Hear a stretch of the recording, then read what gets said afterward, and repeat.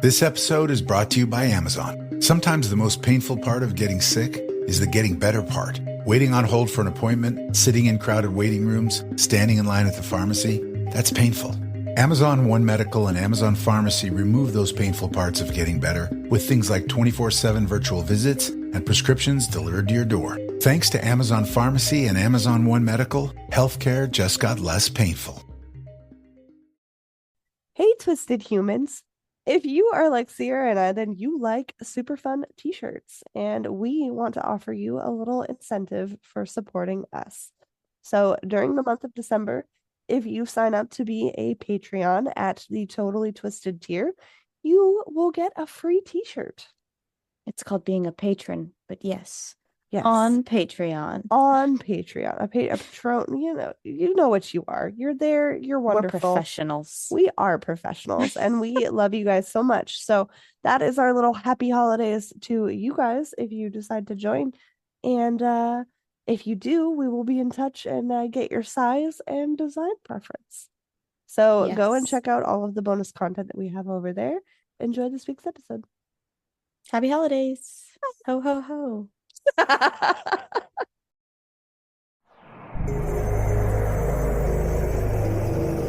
Weird Way Media.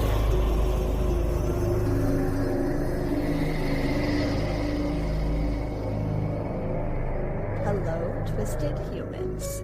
Do you find yourself wanting to know more about the latest murder, conspiracy, cult, or haunting? Then this is the podcast for you. I'm Alicia. And I'm Sierra, and this is Twisted and Uncorked. Hello and welcome to episode 135 of Twisted and Uncorked podcast. This is a very special episode because we have a special guest with us today. Lindsay, say hello. Tell us about yourself. Hi, my name is Lindsay. I'm a Leo. I like long walks on the beach, and I collect rocks. I love it. We love all of those things also. Lindsay is from Ye Old Crime Podcast, a pal and a podcast pal of ours. So thank you so much. It's been a long time coming. We were on a Can You Guess the Cramp Word and failed miserably. But it was so fun. I also participated again, and I'm not sure if that one's out yet, but I also failed miserably. I think I got one right. I got one right. You did get one right. Give yourself some credit. Yes.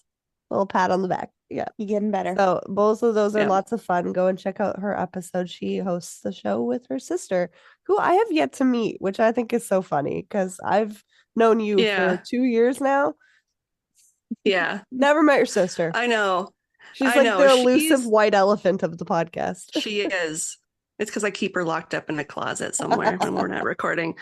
But yeah, she's funnily enough, a lot busier than I am. So she doesn't do a whole lot of interviews with me. So yeah. Oh, I get it. That's usually Alicia does all the things. I try to get in when I can. We appreciate you all for it. So you can find Lindsay wherever you listen to podcasts. And anything else you want to tell the peeps? What kind of rocks do you collect? Crystals, I hope. I do collect some crystals. I know you're not supposed to do it, but whenever I visit a national park, I try to find like a fun rock that I can bring home with me to remind myself. Dangerous little game. Yeah, I know, very to careful. remind myself of where I went. So yeah. Because there was the petrified wood forest that there's like a curse associated with it. Oh, yeah. Don't do that. Be extra careful. Google your forests before you take treasures, people. Exactly. Yes. Don't bring home the bad juju. Yeah, right? Well, we don't need you to be cursed on top of this. No. Well, thanks so much for being here. Yeah. And as you know, we always like to start our episodes with fun facts. So did you bring a fun fact, Lindsay? I did. So my fun fact is, after the death of the Spanish knight El Cid in 1099, his soldiers strapped his corpse to his horse so he could lead them into battle one last time. No.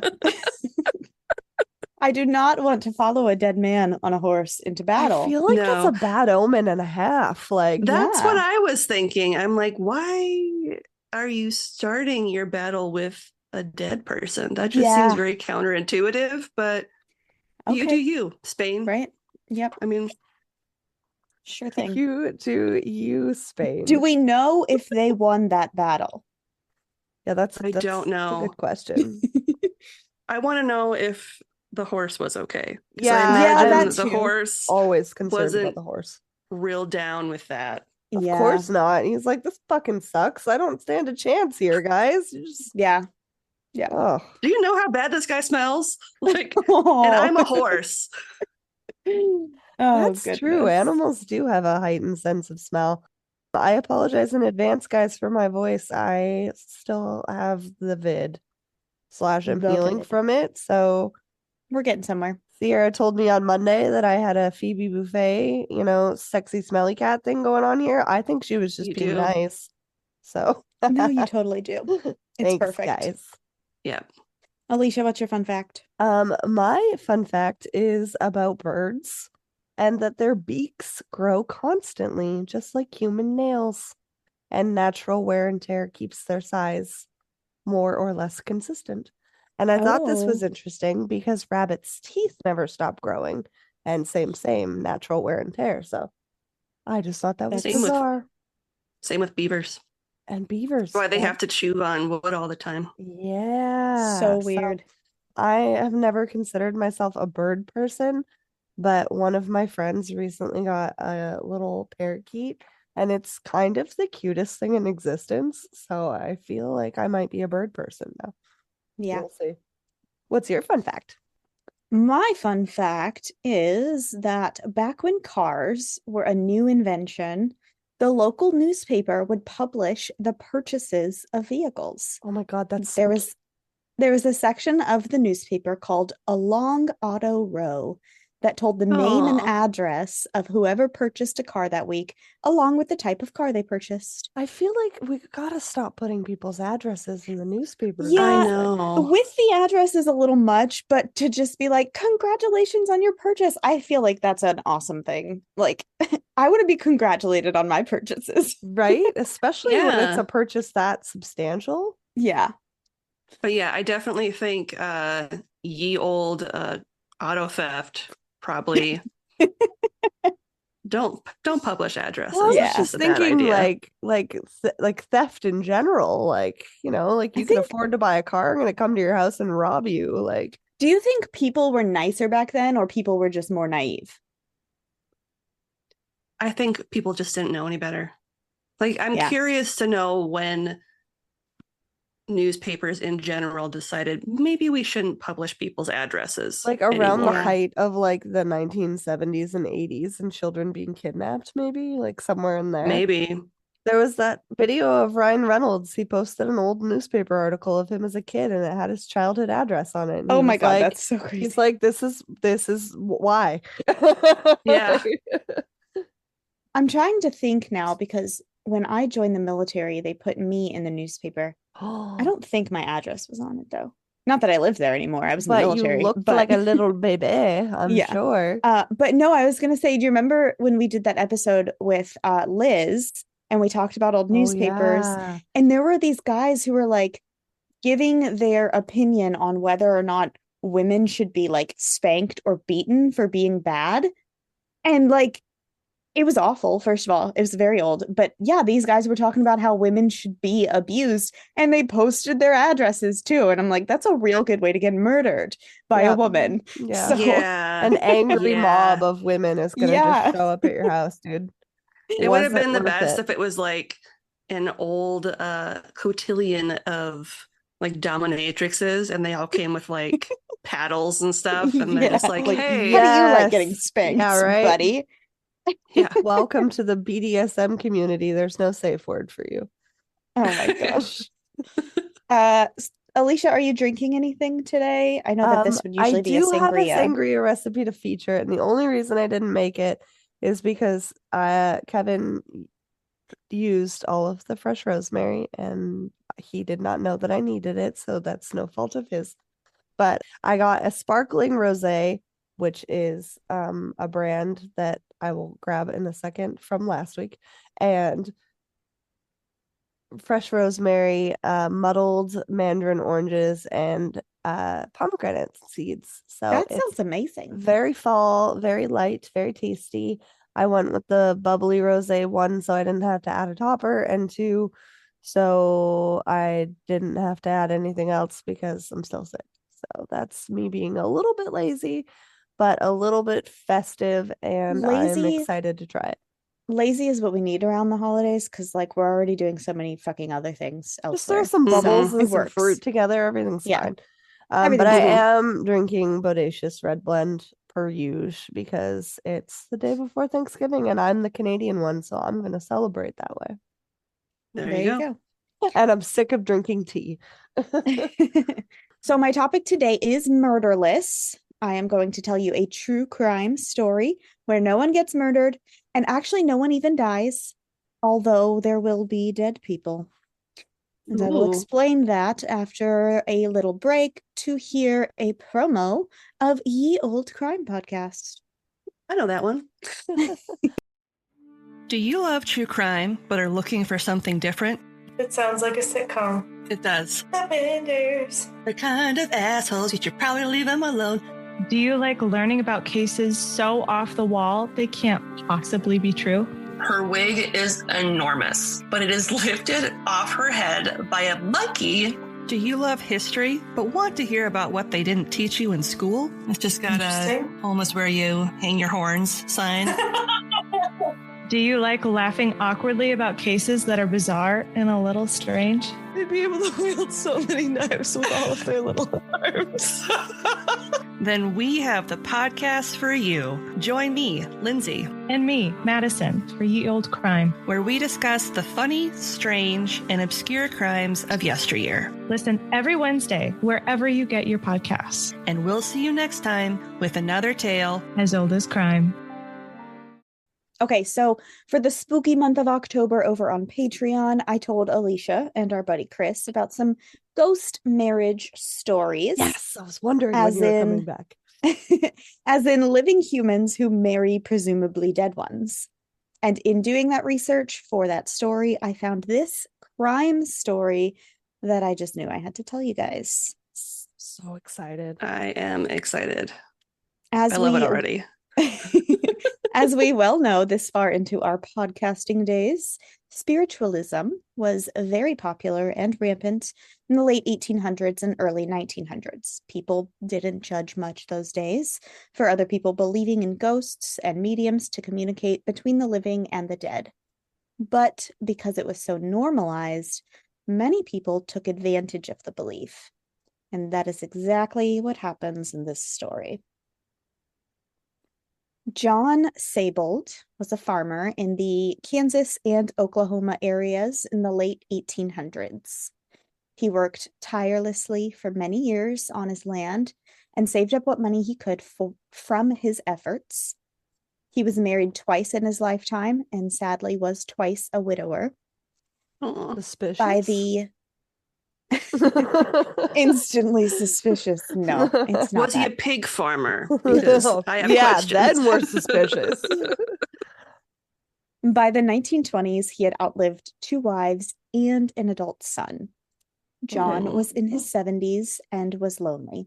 In 1925, John attended a seance at the home of a practicing medium named Nellie Moore. John was impressed by Nellie's abilities right away because in the very first seance, Nellie had claimed to speak to John's son, and then to John as his son. This is kind of her thing. She speaks as the dead people. I don't like that. But in their voice, in a kind of possessed way, or like Not just her in their voice? No, it's her voice with their accents. Oh, okay. Plot twist. All right. Yeah. That's very what is that movie with Nicole Kidman? The Others? The Is that what it Others. is? I love that movie. Yeah, that's It very is the very others. The Others. Yeah. Throwback. As Love a a good practicing medium, Nellie had some ground rules. Firstly, the room had to be dark at all times. There could be no lights on through the seance. Also, there could be no attempt by the living of touching the dead. The spirits may walk around the room and talk or make noises, but if John tried to turn on the lights or touch the spirits, both he and the medium would immediately die. Oh, okay. Which is a little harsh. Yeah, it was like, that's pretty extreme, said, right? Like rules. no, like oopsie in between consequence, no just oopsie. death. You die. Okay. Instant death. Yeah. Did you have to sign a waiver? Like, did they have waivers back then? John's son, through Nellie, told John that he wanted to be his spirit guide and help him with his decision making through the rest of his life. And just in case John didn't believe that he was supposed to be following the guide of his son, Nellie also spoke with a spirit named Dr. Greer, who was a managing spirit of the spirit world. I want that job. New dream job unlocked. I want to be assistant manager to the manager of the spirit world. Yes, exactly. And Dr. Greer, speaking through Nellie, told John, as a managing spirit, that it would be wise to follow the guidance of his son from the spirit world. So, I mean, that settles it, right? He's convinced now. Yep. Absolutely. Too legit. No resources needed whatsoever. So John began to see Nellie pretty regularly in order to learn from his son the best moves to make in the real world. But pretty regularly didn't seem to be regularly enough in the dead eyes of his guiding spirit. John still lived at his property in the area where Kansas and Oklahoma met, and Nellie lived all the way in Wichita. And after a few seances, John's son informed him that he must move closer to Nellie. Quote, "Father, you must go back home, raise what money you can, and move to Wichita." End quote. This is what his guiding spirit told him through Nellie. And John listened. Okay. He went back to his farm and began searching for a banker to lease the property to. People were surprised that he was moving and assumed that he must really need the money to be moving on from his life's work. He was able to raise $3,000 for the property, which is the equivalent of almost $53,000 today. And he moved up to Wichita. He didn't sell it. He just kind of let other people use it for this. That's an impressive amount of money to just like whip That up. is. Yeah. That is a decent, like, I don't know what. I can barely save $3,000, let alone fucking $53,000. 53, I know. I don't know what I feel like people, land is expensive though. Yeah, like I don't know what people rent land for nowadays, but that seems like a lot of money back then. And I don't know what, it doesn't say, okay, spoiler alert, I got every single bit of my information from about 4 newspaper articles. So there's not a bunch of information. That's why that's you were all looking I could for find. newspapers.com. Yeah. Still, that seems like a lot of money. I don't know for how much, property. or I don't know what kind of farm he had. I don't know if it was like a tree farm, and so he was letting them cut down the trees, or if it was a crop farm and he was letting them buy and really sell the plant or the Here, crops. come and take your wedding photos on my property. No idea. I doubt that. It probably wasn't a vineyard. I'm just going to go on record and say it probably wasn't a vineyard. Where are you from, Lindsay? I'm originally from Northwest Iowa. Okay, so do you know anything about... I currently live in Minnesota. Do you know anything about land in the Kansas, Oklahoma area? Like, what kind of farm might it be? I would do most stuff down there. I would imagine if it was crops, that it was likely corn or soybeans or that makes sense. Trying to think of any other crops. Barley, wheat, things of that nature. So, and they would rotate it you have to rotate it every season. So you don't kill the earth. But the nitrates. What kind of them? So yeah, I'm assuming it would be some sort of crop. Yeah. All right. A lot of money for crops, but okay. So this next part here is a little fuzzy because it's been a really long time. And again, newspapers. But either while he was down selling his land or when he got back, Nellie Moore bought a car. We know she bought a car because it was in the newspaper along Auto Row. I was going to say, Was it in the Car paper? Buyers Hall of Fame. What is assumed to have happened is that with the money she was making from charging for the seance sessions with John and probably others, she was able to afford to buy this car. But it's also possible that John also just gave her the money for the car, like, here, buy a car. I'm not sure. The publishing in the newspaper had her address on it, of course, but it didn't have the old one. It had a new one. So it might have been after John came back. And I say that because when John left to collect the money for his property, Nellie was living in a very small house at 238 North Green Street.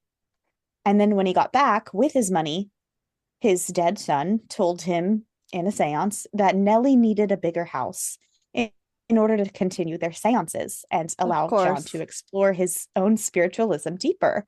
And so he bought her a house. He bought her a house at 710 North Lawrence Avenue and furnished her for it with $1,700 worth of stuff, or about $30,000 today. Jesus Christ.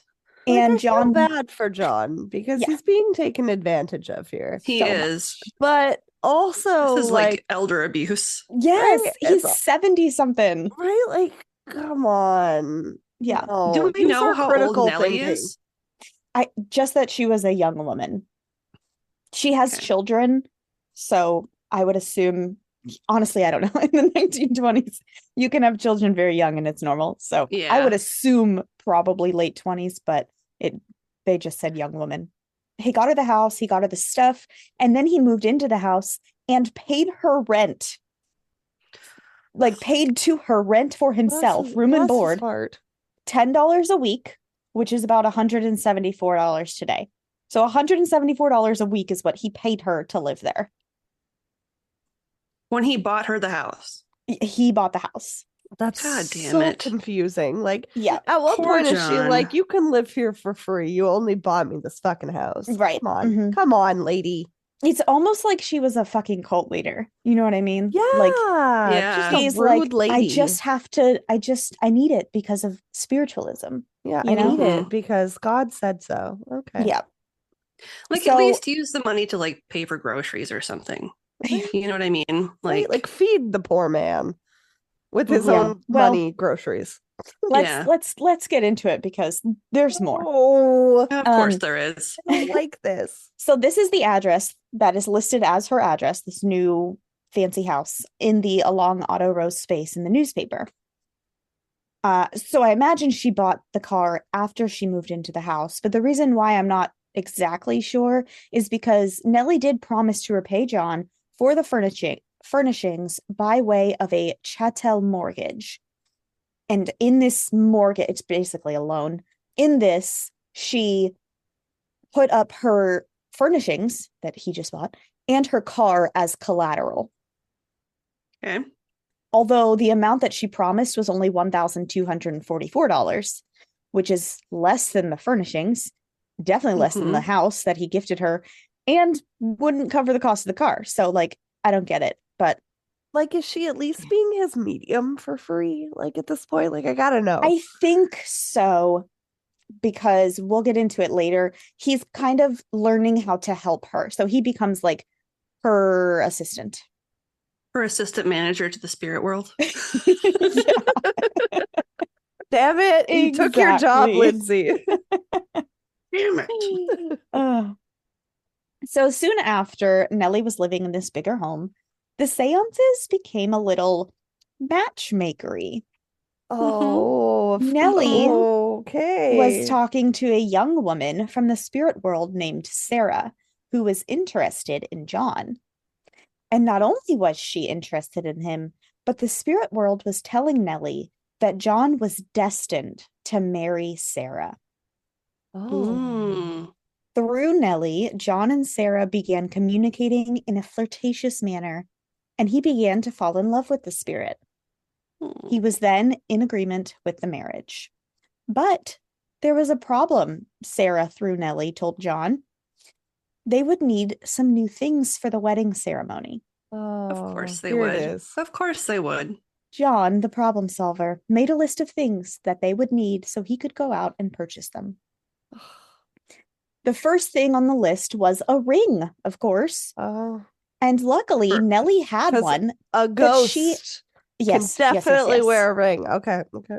Nellie had one that she was willing to sell John. Oh, so convenient. Convenient. Right? Did he get the friends and family discount? She was only, she was only going to charge him $175 for the ring, which is nearly $3,000 today. Jesus, mother. But this was actually a really good deal, according to the jeweler spirit that Nellie summoned to appraise the ring for John. Oh, yes. Amazing. And I love This man. It was in a real newspaper. What the heck? This man has never spoken to another live human since he met this girl. No, I swear. No. Oh, God. Because at some point, wouldn't you say these things out loud to another live person and think that's weird? Well, that doesn't sound as reasonable as it did earlier. Come on, bro. In the dark. So the German accented spirit through perfect. Nellie told John that the ring was actually worth about $250, which would be $4,300 today. So he's getting a deal. Mm-hmm. You know, I'm actually really upset, German Sarah, jewelers, that you're not reenacting this in different accents. I feel like that would make it that much better. Das ist a good deal. Thank you, Lindsay. Brilliant. Like, what, sir? Oh. More things that would be needed for a wedding, according to Sarah through Nellie, were sleeping porch furniture. What the fuck is I don't that? know A sleeping why. porch. It's like a screened-in porch for like a in the sunroom. summertime. Okay. Yeah, in the summertime, they didn't have like Okay. air conditioning, so they would sleep in a room Sure, where the sure, wind could sure. blow through. Yes. But Sure, why sure. the fuck do you need that for a wedding? I don't know. Yeah, definitely that. But I didn't even question that part. I was like, immediately, what is this room? Is it like, oh, Jesus, sorry. Is it for like sleepy time sex? Or like. I don't think so, because John has his own bedroom, you know? Oh, But yeah. if So, like, kind of not get needed there. to consummate the ghost marriage. Yeah. Okay. Yeah. I don't think so. Okay. You need a decent breeze for the consummation of your spiritual. I mean, maybe sexual for a encounters. 73 or so year old man, maybe. I feel like it would make it more legitimate. Like, feel that cold breeze? It's me, baby. No, it's just the open It's just door. the wind. Yeah.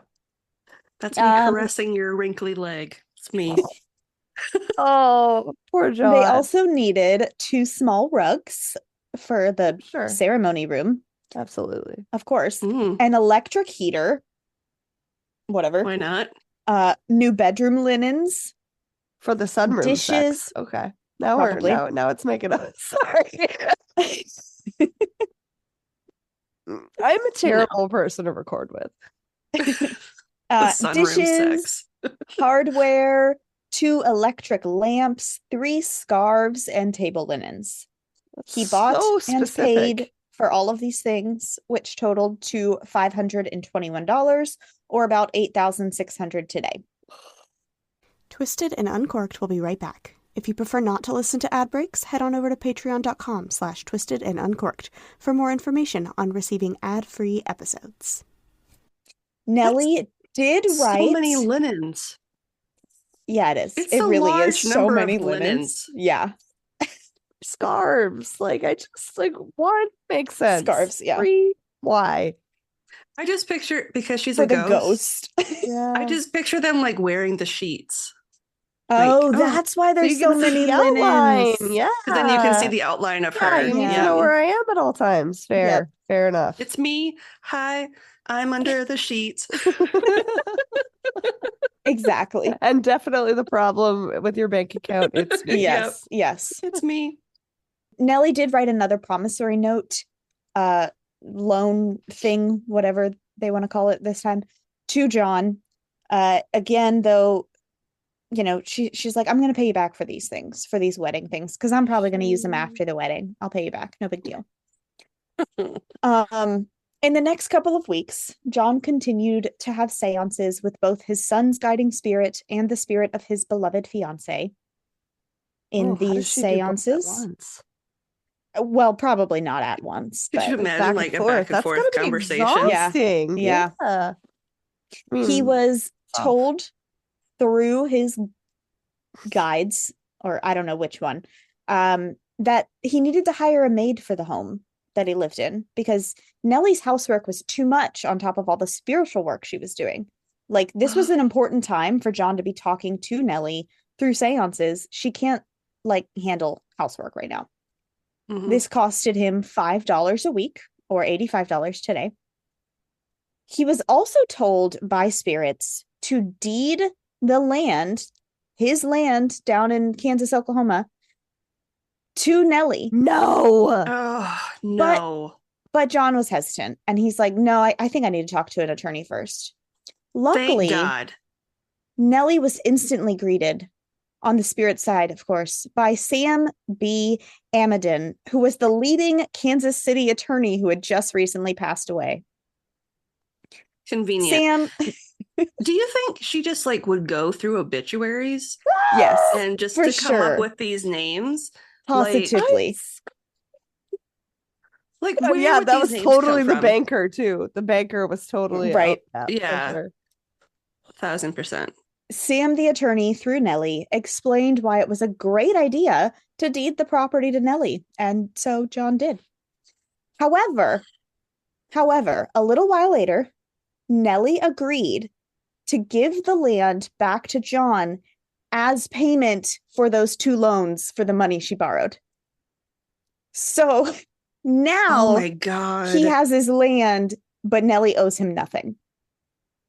He's paid back.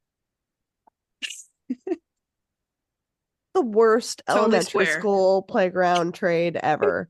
Like, I feel so bad for this man. You know how I somebody know, comes up this to you and you're poor like, man. look at my Pokemon card, look how shiny it is, but you have a Charizard, it's not shiny, I want that one. Like, Yeah. no. Or I know. I'll trade you your $1 for these 5 pennies. Don't you want 5 money? Yeah. Like, oh yeah, I do want 5 money. They're so actually. shiny. Yeah. Fucking John.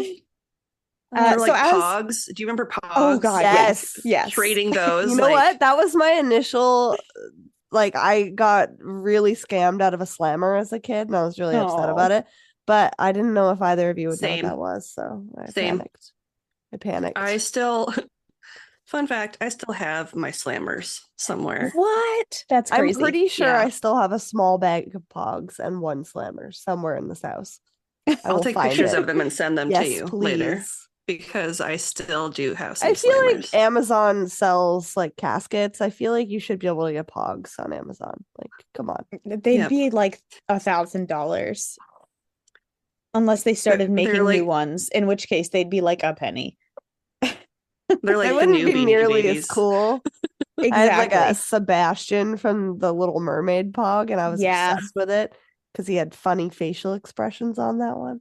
You can't get that anymore. Googling it. Continue, Sierra. I'm continuing. As I alluded to in the beginning, John was clearly being taken advantage of by Nellie. No one will ever Yes. know if Nellie was actually a true medium and could speak to the dead, but I think it is safe to say that she wasn't talking to these specific dead people about these specific things that seemed to Mhm. only benefit her. But Yeah. John did live with Nellie for about a year, and for that year, things seemed pretty normal and even exciting for the old man. Nellie was still hosting seances open to the public and doing spiritualism classes for people. Of course, these seances and classes costed money, and John was like her own personal assistant through it all. He would I was answer gonna the say. door, greet the guests, collect the money, and turn it all over to Nellie at the end of the night. It wasn't until the wedding that John started to suspect that Nellie had been lying to him. That's so sad. I feel really bad for John, but I really quick need to share my findings. So they Share. have something called caps now with a K Oh. that are similar to Pogs, but not nearly as cool. Yeah. Like, no Mm. Disney characters, no fun to be seen, and they come in little like Pez dispenser tubes. Then next on the Amazon shopping list is something called Pog Juice. I don't like it. Not sure what that is. Didn't want to elaborate further. No. And then a game called Gooey Louie, where you pick boogers out of a rubber head. And How did you come to this I don't when know. searching for pogs? I wrote pogs for sale, and this is what Amazon came up with. Good to know. You can't write this shit. Yeah, Gooey it's Louie, like- though, guys. Future sponsor, because It's like No thanks. I'm joking. official pog juice. Yeah, what is that? I don't like Pog stands for passion. It's like passion fruit, orange, and guava. Oh, Okay. Okay. That's fine. Oh. That's the Now. ingredients. All right. Okay. But that's not what our POG stands for. No. No. But how funny No. would that be if it did? So But But random. otherwise, no from pogs. citrus.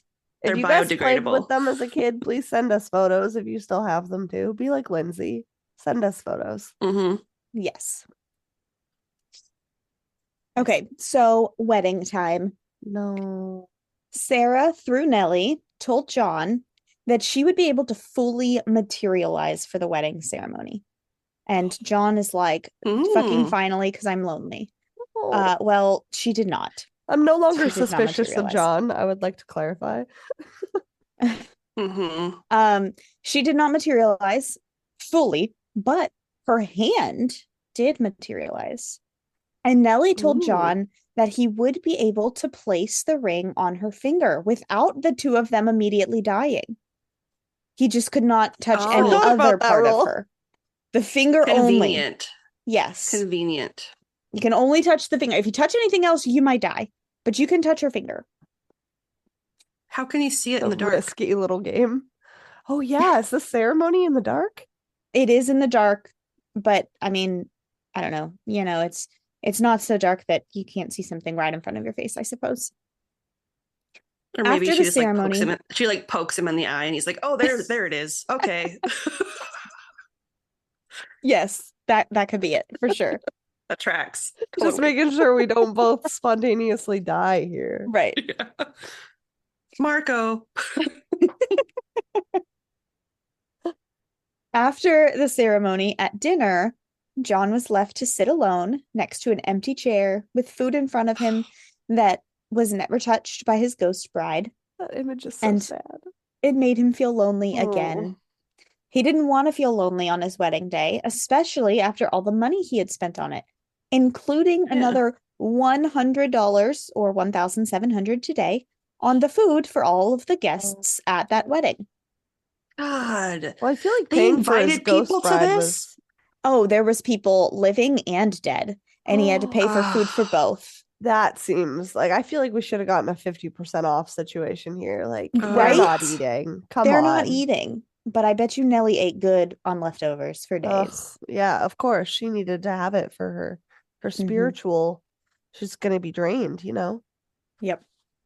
In the next few weeks, John talked to his now wife Sarah in seances often through Nellie, and her requests seemed to become even more significant. He was asked to go back to his land, which he did own, right? And raise more money from it.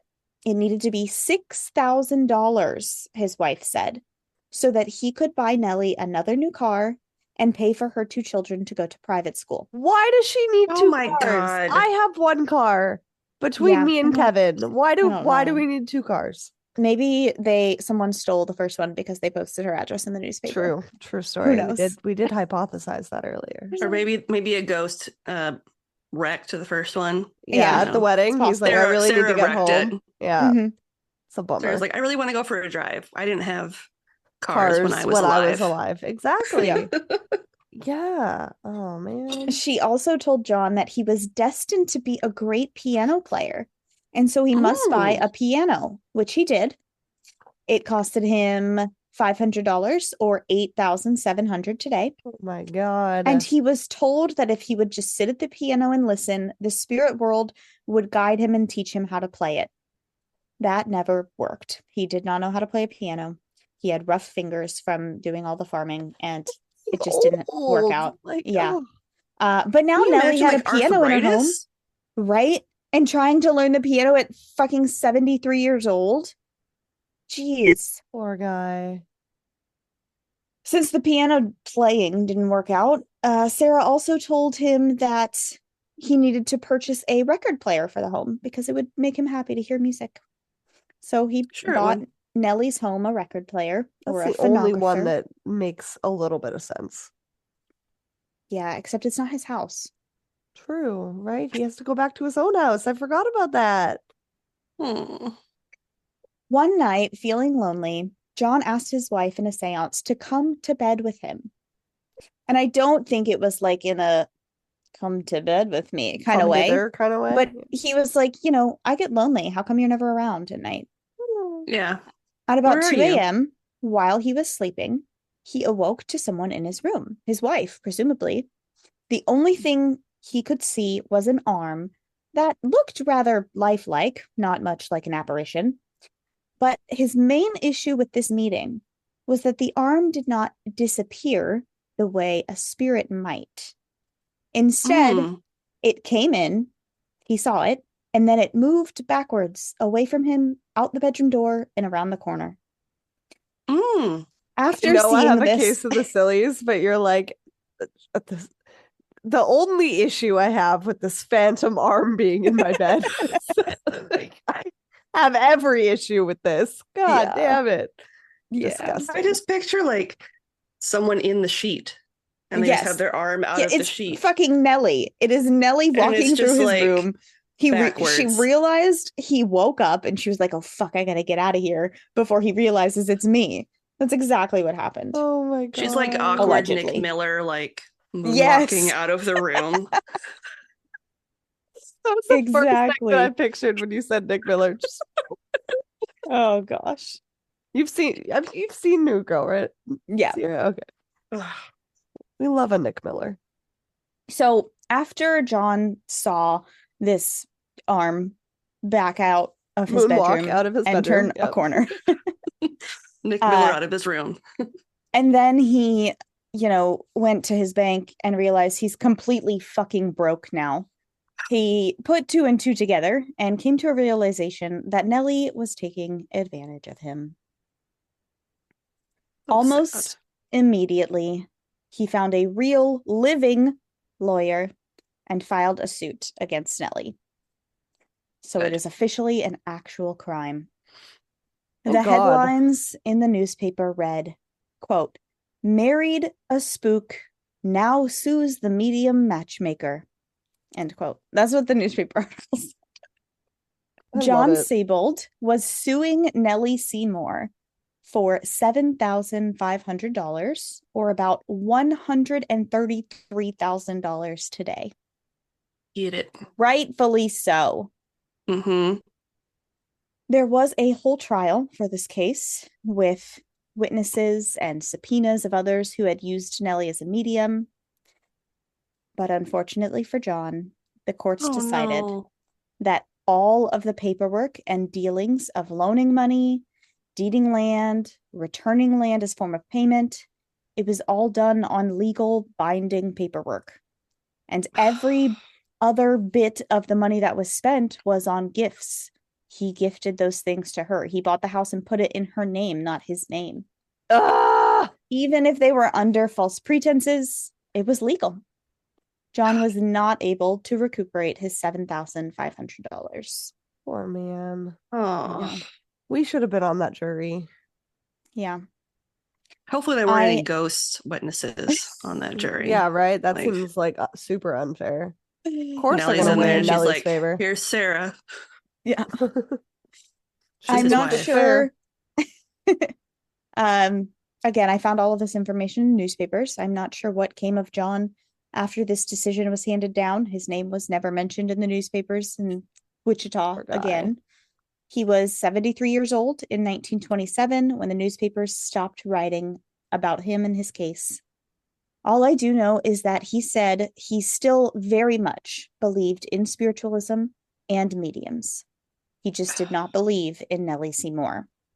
He believed that she was a liar and a fraud, but that didn't mean that all mediums were the same as her. Oh, that's a nice thing really to say. sweet. Yeah. That is sweet. That is sweet. But hopefully he didn't get taken advantage of again. But like, Is he still in love with Sarah? Like, I don't know. I feel bad. He wanted, poor man. so he was thinking that if he divorced Sarah, then all of the money he spent should have been given back to him. Mm. And the courts were like, we can't divorce you from a ghost. I'm sorry.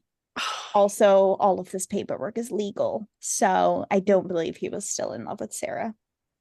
I think he thought that he accidentally married Nellie because he didn't believe that Nellie was telling the truth. Right. So I think that was his problem. He was like, I want to divorce this crazy lady.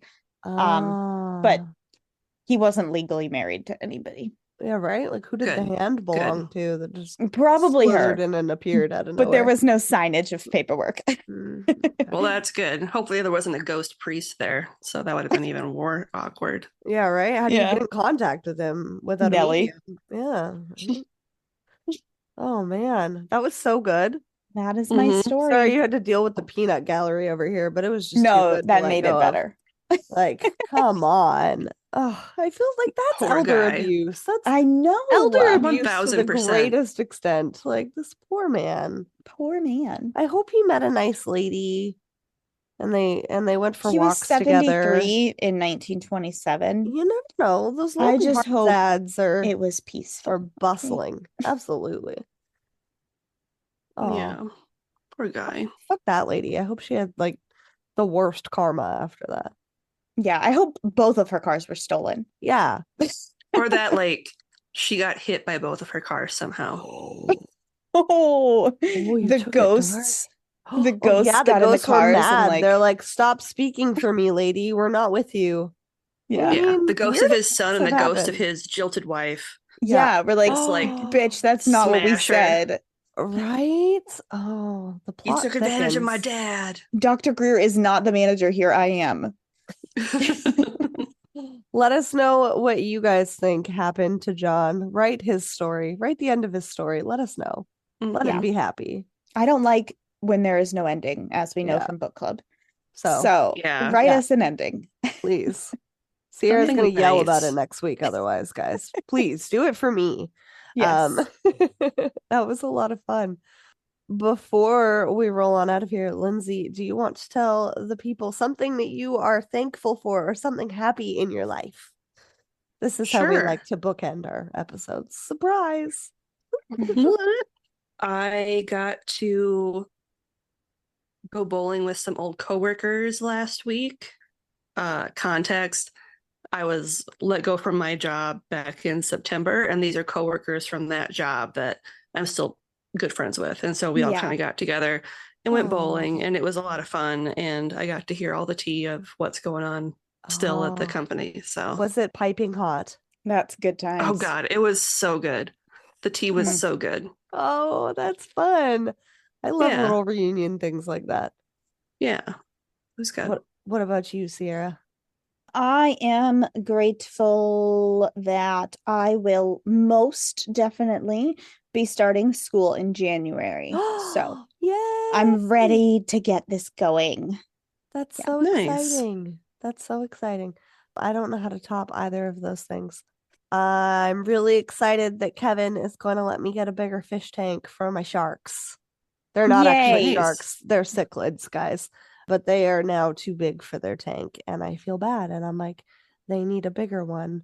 And they live like 8 years. So come on, let me get a bigger one. So he said I'm allowed to get a bigger one. Yay. That will be my Christmassy kind of gift to myself, I guess. Nice. Even though I said I was never going to do it. Somebody's going to come back and be like, Alicia, you said you weren't going to do it. You're mad you had 5 of them. Well, they're here now. But thank you so much, Lindsay, for coming on. Tell the people what you have going on your show and where they can find you. Sure. So once again, I'm the host of Ye Olde Crime, and you can find information about us on our website at yeoldecrimepodcast.com, and that's old with an E. We will have a lot of disaster-themed episodes in December, December, to kind of close out 2023. I love that. And we have a lot of fun cramp word episodes coming up in December as well, one of which is with Alicia. Yeah. So You guys can see me get my one right. Spoiler alert. Yes. And you can pretty much find us wherever you listen to Twisted Uncorked, and we come out with new episodes every Wednesday. Woo! Love a Wednesday. Love their show, and you guys will too. So go and check that out. And we will see you next week's for our, I don't know why I pluralized that. Yes, our special topic episode voted on by you guys. So in the meantime, keep it twisted. Twisted and Uncorked is a proud member of Weirding Way Media. Hosted and produced by Sierra Zorn and Alicia Watson. If you like the show, don't forget to leave a 5-star rating and review wherever you are listening now. It really is the best way to spread the word. You can check out all things Twisted on our website, twistedanduncorked.com, and we will see you next Tuesday for a brand new episode.